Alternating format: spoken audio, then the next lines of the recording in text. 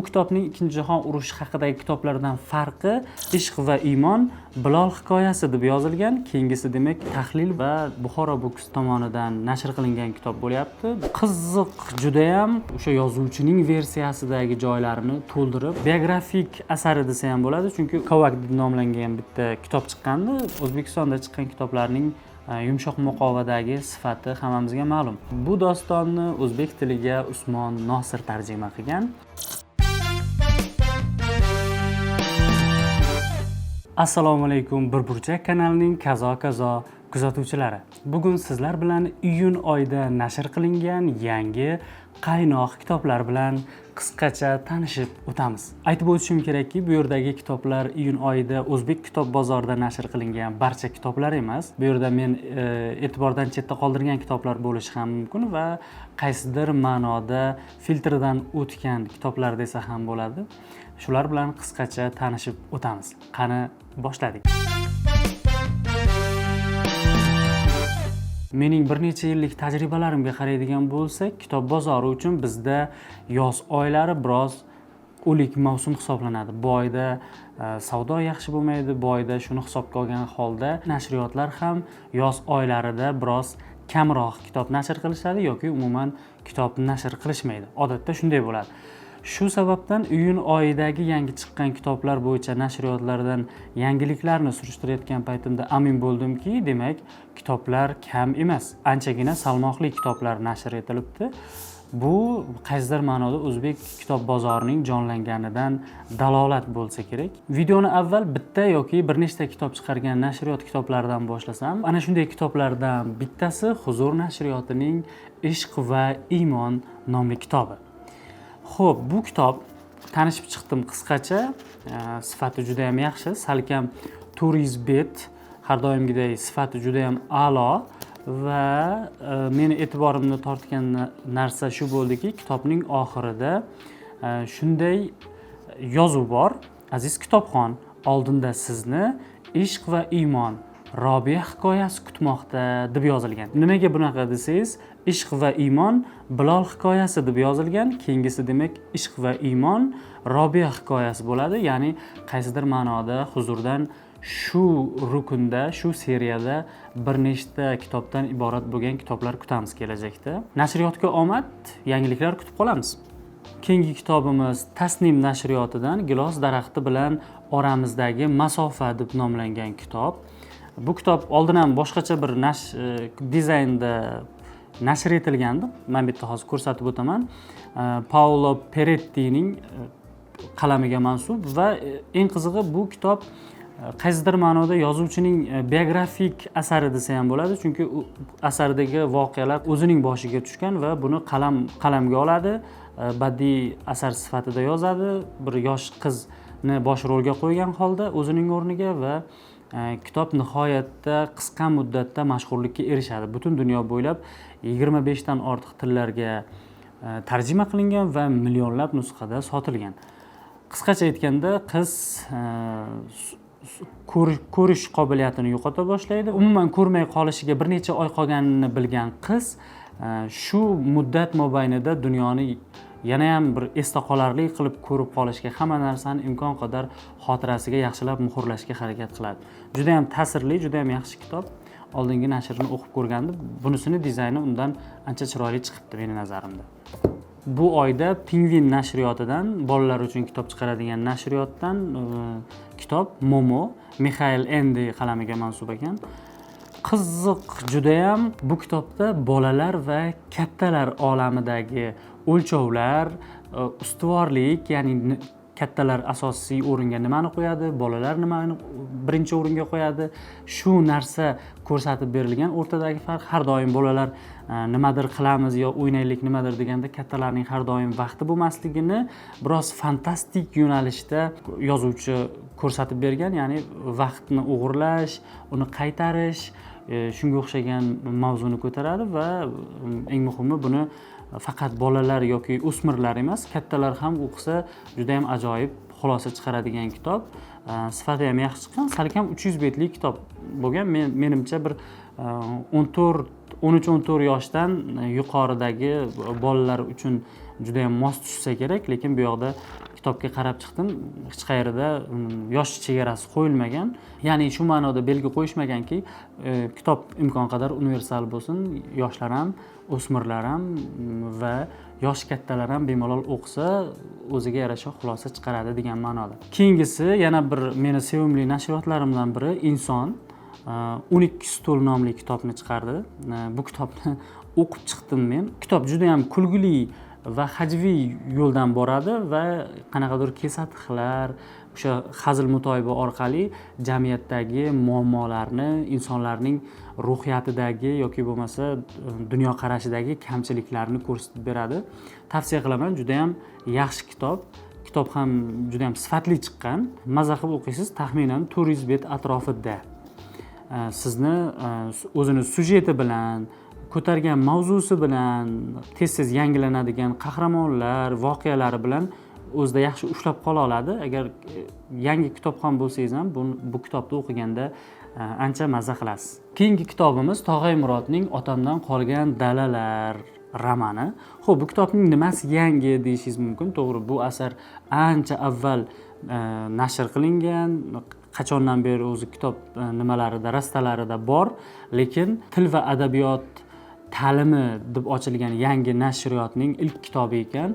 Juda ham sifatli qilib, ichlarini ham, ochilishlarini ham ko'rishingiz mumkin. Juda ham yaxshi sifatda mehr berib chiqarishgan. Dizayni ham yoqdi menga. Manbalarida yaltiraydigan nimalari bor. Men Tog'ay Murodning ashaddiy muxlislaridan biriman va menda Tog'ay Murodning hamma kitoblari bor, lekin rostini aytishim kerak, yaqin yillarda uning asarlari bunaqa sifatda nashr qilingani yo'q edi.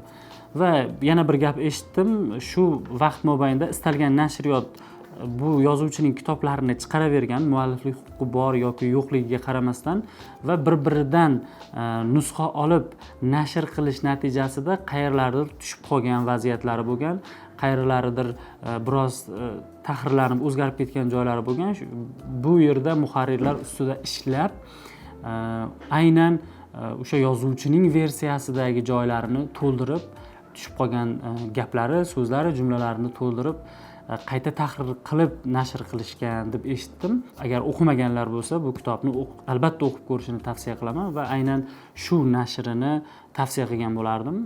Har taraflama yaxshi chiqibdi. Buyum sifatida ham sifatli, matn sifatida ham berilgan tavsif bo'yicha agar ustida ishlashgan bo'lsa, demak, bu tarafdagi kamchiliklar ham bartaraf etilgan. Qaniydi mana shu nashriyot keyingi kitoblarni ham, ya'ni Tog'ay Murodning qolgan kitoblarini ham shunaqa bir sifatda, shu bitta seriya qilib, balki dizaynini o'xshash qilar, shunaqa nashr qilishsa juda ham kitobxonlar, Tog'ay Murod muxlislari juda ham menimcha xursand bo'lardi. Xo'p, keyingi kitoblar bilan tanishtirishda davom etamiz. Keyingisi Buxoro Books nashriyotidan Temur Tovon, Jack Londondan. Bu kitob Tahlil Booksdan va Buxoro Books tomonidan nashr qilingan kitob bo'lyapti. Kitobxonlar ham, ilmiy izlanish qiladiganlar ham solishtirib o'qib ko'rish uchun yaxshi eksperiment bo'ladi mening nazarimda. Bu kitobni men Tahlil nashriyotida chiqqan versiyasini o'qib ko'rgandim. Juda ham yaxshi asar. Tavsiya qilaman. O'zi Jack Londonga menimcha hech kimda qanaqadir bir e'tiroz bo'lmasa kerak. Hamma asarlari juda ham yaxshi. Xo'p, Buxoro Booksdan yana bir asar o'zbek yozuvchisidan Mo'jiza inson Hazrat Imom Buxoriy deb nomlangan. Kitob sifatli chiqqan va qaysidir ma'noda Imom Buxoriyning hayot yo'lini badiiy bir talqinda o'sha yoshligidan butun umri davomida qanday qiyinchiliklarga uchragan, ilm olish yo'lida qanday yo'llarni bosib o'tgan, hammasiga guvoh bo'lishingiz mumkin. Bu biroz baddiyat bilan asl tarixiy haqiqatga moslangan holda yozilgan ekan. O'zimda ham qiziqtirib qo'ydi. Nasib etsa o'qib ko'rmoqchiman bu kitobni. Keyingi kitoblar yangi nashriyotdan, to'g'risi balki oldindan bo'lgandir. Meni birinchi ko'zim tushdi bunga. Sahifa nomli nashriyot birdaniga 5 ta kitob chiqargan, bitta seriyada. Ajoyib insonlar jamoasi deb nomlanadi va har birida kulgili, yumoristik sarguzashtlar bo'ladi va shu orqali insonlarning o'rtasidagi munosabatlar, ulardagi kamchiliklar, qanaqadir yomon illatlari tanqid qilinadi va juda ham nima deydi, kayfiyatni ko'taradigan kitob desak bo'ladi. Qanday mashhur bo'ldim, oshga ham birga, toshga ham birga, bunaqa robot bo'lmagan, qanday qahramon bo'ldim, kulish bor, qaytish yo'q deb nomlangan va kitobning boshida nashriyotdan bu seriyaga ozgina izoh bor, shuni o'qib berishni lozim ko'rdim sizlarga. Diqqat, siz oddiy kitoblardan charchadingizmi? Unda xavfsizlik kamarini taqing. Chunki bu kitob har qanday o'quvchini bir zumda hayratlanarli voqealar girdobiga tortib ketadi. Ushbu sahifalar faqat qahramonlar, zukkolar va sarguzash sevarlar uchun. Dunyodagi eng antiqa, eng quvnoq va balogardon 5 do'st bilan tanishmoqchimisiz? Unda ajoyib ishlar jamoasiga xush kelibsiz deyiladi kitob boshida bu seriyaga berilgan izohda. Dizayni va ushbu berilgan izohga qarab qiziqtirib qo'ydi, lekin kitobning hech qayerida yosh ko'rsatilmagan ekan. Shu uchun men buni yosh bolalar uchun mo'ljallangan kitob deb o'ylamadim negadir, balki o'smirlar uchun mo'ljallangandir. Lekin hech qayerida masalan 10 yoshdan kattalar uchun, 12 yoshdan kattalar uchun degan belgi ko'rmadim. Shuning uchun buni men bolalar kitobi emas, kattalar kitobi sifatida qabul qildim. Va ko'rinishidan, dizaynidan shunday xulosaga kelish mumkinki, bu o'smirlar uchun taxminan meni fikrim 11-12 yoshdan yuqoridagi bolalarga juda ham mos tushadigandek ko'rindi. Yana ham bu kitoblarni o'qib chiqmoqchiman, o'qib ko'rib xulosalarimni aytaman, nasib etsa balki video qilarmiz. Qani bizga umuman boshqacha bir rakurs taklif qilayotgan nashriyotning bu kitoblari qanaqa ekan? Omad tilaymiz bu yangi nashriyotga va shunaqa o'zbek kitob bozoriga yangiliklar bilan kirishda davom etsin. Xo'p, keyingi kitoblar bilan tanishamiz. Biri to'la adashmasam 5 ta kitob nashr qilishgan Tirilish nashriyoti va ularning ichida meni hayratlantirgan, qaysidir ma'noda e'lonlaridan anchadan beri kutib yurgan kitoblarim ham bor. Shulardan biri mana shu kitob Tunda hibsni kutib deb nomlangan. Bu Uyg'ur qardoshlarimiz haqida, ularning o'sha qiyinchiliklardan qochib uzoq masofaviy juda qiyin va og'ir sarguzashtlarni boshdan kechirib Amerikaga borib olish haqida, shu qiyinchiliklari va ularga nisbatan dunyodagi adolatsizlik haqida hikoya qilinadi. Bu kitobni o'qishingiz uchun yana bir muhim sababi, buning muallifi Tohir Hamud Uyg'ur adabiyotining, hozirgi zamonaviy Uyg'ur adabiyotining juda ham mashhur shoiri hisoblanadi. Shu uchun bu kitobga qiziqishim baland edi e'lon qilinganidan. Keyingisi yana bir shu nashriyotdan meni juda ham diqqatimni tortgan bu kitob Simulakr va simulyatsiya deb nomlangan. Ya'ni bu kitobda nusxaning asl hayotdan ham idealroq bo'lib ketgani va bu yo'l qanday bosib o'tilayotgani, insonlarga qanaqa ta'sir qilinayotgani, insonlarni qanaqa manipulyatsiya qilishayotganini tahlil qilib bergan, juda ham qiziqarliga o'xshadi. Shu zamonda yashayotgan odam sifatida bu kitobning ko'tarayotgan va tahlil qilayotgan mavzusi menga juda ham qiziq tuyuldi. Sizga ham bu kitobni bir o'qib ko'rishni tavsiya qilaman. Yaxshi mavzu ko'tarilgan. Keyingisi, bu ham juda ham qiziq mavzu. Islom psixologiyasi. Bu kitobda insonlarning ichki dunyosi va ruhiy salomatligi ham diniy, ham dunyoviy tomondan tushuntirilar ekan. Shu tomondan ham qaralganda juda ham kerakli kitobga o'xshaydi. Sifati ham juda yaxshi chiqqan va nima desam, o'lchami ham boshqacha. Mana ko'rishingiz mumkin, an'anaviy kitobdan biroz farq qiladi. Va bu oyda yana bir katta yangilik Tirilish nashriyotidan kitobxonlar orasida juda ham katta mashhurlikka erishgan kitob Muqaddimaning nihoyat 3-qismi nashr qilindi va bu seriyadagi kitoblar to'liq bo'ldi. Menda bu kitobning 1 va 2-qismi bor edi. Bu 3-qismi bilan nasib etsa mendagi muqaddima ham to'liq bo'ldi. Nasib etsa endi o'qib ko'rmoqchiman. Hali o'qib chiqmadim. To'g'risini aytsam, to'liq bo'lishini kutayotgandim. Qaysidir kitobni boshlaganimda, ayniqsa u seriyali bo'lsa, qayerdadir to'xtab qolib uni uzoq vaqt kutishga menda sabr yetmaydi. Xo'p, endi yaxshilab joylashib oling. Tirilish nashriyotidan men eng ko'p kutgan va o'qib ko'rishga nihoyatda qiziqayotgan kitob haqida gapirib bermoqchiman. Bu Buyuk Britaniyaning bir zamonlar bosh vaziri bo'lgan Uinston Cherchillning Ikkinchi jahon urushi deb nomlangan kitobi. Bu kitobning Ikkinchi jahon urushi haqidagi kitoblardan farqi bu shaxs o'sha urushning ichida bo'lgan.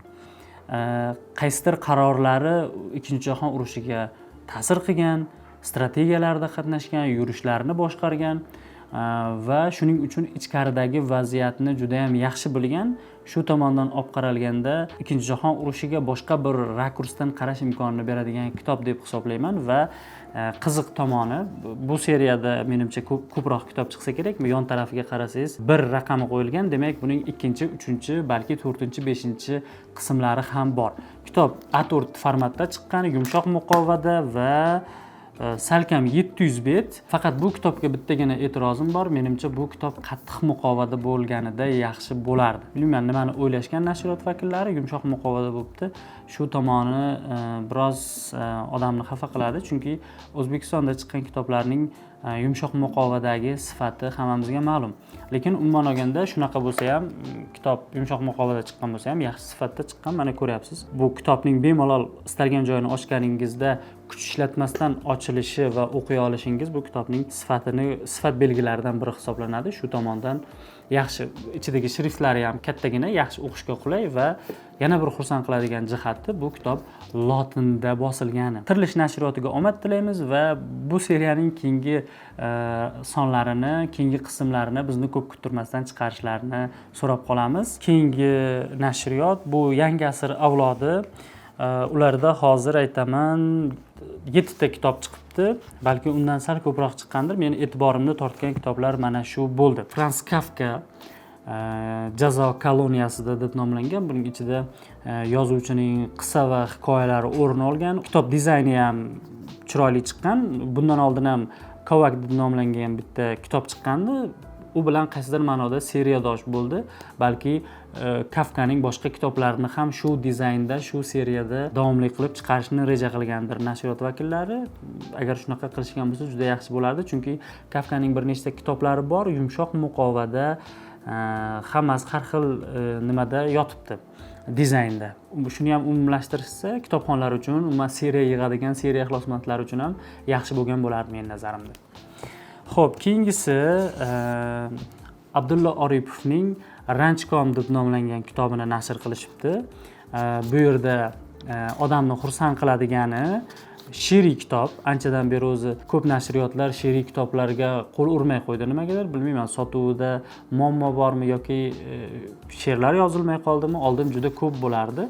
Keyin kitobda boshida yozilgan Abdulla Oripov tavalludining 85 yilligiga bag'ishlanadi deb ixcham chiroyli kitob bo'lgan. She'riy kitob. Keyingisi Xurshid Do'stmuhammadning Joyce deb nomlangan esse romani. Bu Joycening hayot yo'li, ijodi, nimalarni boshdan kechirgani hikoya qilinadi. Shu janr tomonidan qaraganda ham faqat yozuvchining falon yilda qayerga borgani, pismadon yilda qayerga borgani haqida emas, uning o'sha vaziyatlarda nimalarni his qilgani, qanaqa og'riqlarni tuygani haqidagi qismlari bilan o'quvchini o'zida ushlaydigan bir janrni tashkil qilgani va shunday usulda yozilgani juda ham yaxshi. Joyce'ni Ulis orqali o'zbek kitobxoni yaxshi taniydi.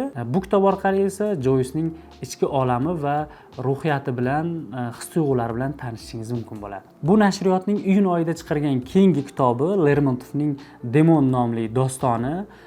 Buning e'tiborga molik tarafi, bu dostonni o'zbek tiliga Usmon Nosir tarjima qilgan.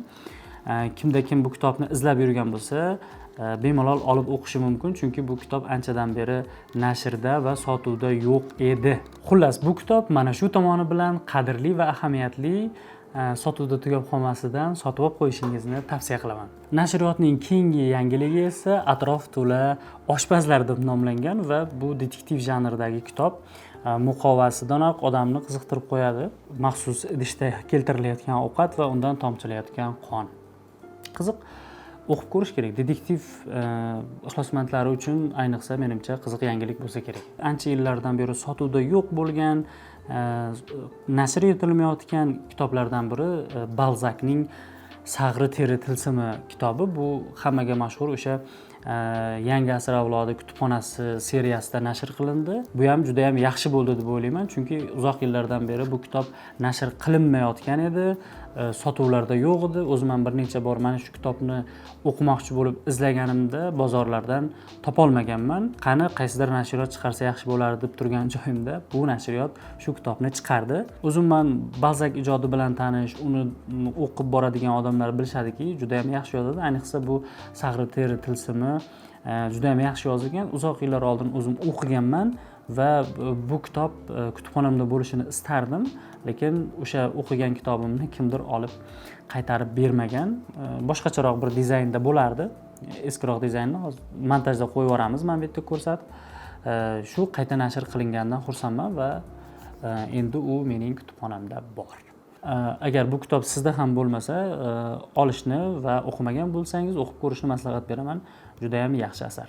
Videoni yangi asr avlodining eng katta yangiligi bilan yakunlamoqchiman. Bu Edvard Saidning Orientalizm kitobi. Bu kitobda asli falastinlik bo'lgan yevropalik yozuvchining g'arbning sharqqa bo'lgan munosabatining ostidagi niqobi va bu munosabatining qanday kelib chiqqani, qanday shakllangani chuqur tahlil qilingan va g'arbning o'zida ham juda ham yaxshi bahoga, yaxshi munosabatga loyiq ko'rilgan kitob hisoblanar ekan. Shu kitobni nasib etsa birinchilardan bo'lib o'qib chiqmoqchiman. Qisqa qilib aytganda, iyun oyida nashr qilingan kitoblar mana shular. Bu videoda aytib o'tilgan qaysi kitoblar sizning qiziqishingizga sabab bo'ldi yoki qaysidir birini allaqachon o'qib chiqishga ulgurdingiz? Izohlarda fikrlaringizni yozib qoldiring. Bu videoni esa kitobxon do'stlaringizga yuborib qo'ying. Shu orqali ularning ham bir video orqali butun oy davomida chiqqan kitoblar bilan tanishish imkoniyatini ta'minlagan bo'lasiz. O'zingizni ehtiyot qiling. Keyingi videolarda bir burchakda ko'rishguncha.